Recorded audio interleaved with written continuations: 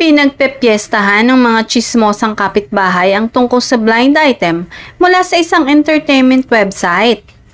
Nang maibahagi naman ito sa isang portal, naging guessing game naman ito sa mga sawsawera. Tungkol ito sa showbiz couple na nachichismis na nagpakasal na sa ibang bansa. Nagbigay pa ng clue sa blind item na si male partner daw, bukod sa isang aktor, ay isa ring matagumpay na businessman.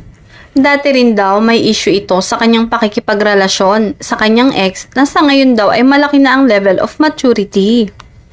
Wala na rin daw alingas-ngas na nababalitaan dito hinggil sa pambababae dahil tila kontento na ito sa kanyang current girl. Malaking bagay rin daw na boto rin ng pamilya ng babae sa lalaki.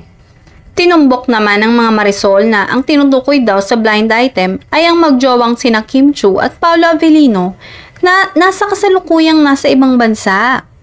Ito ang kanilang naging komento sa Hulaan Blues sa nasabing portal. Congratulations kung totoo. Kaya pala kasama ni Kim ang kapatid at ipinakilala na kay Paolo.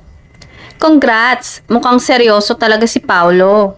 Hopefully maging successful marriage nila. Kung sila man tinutukoy at kung totoo man, swerte ni Paolo. Kung true ito, good for them. Simula nung naging sila, tahimik buhay ni Paolo. Di tulad nung previous relationships niya, laging merong chismis na nalilink sa ibang girl.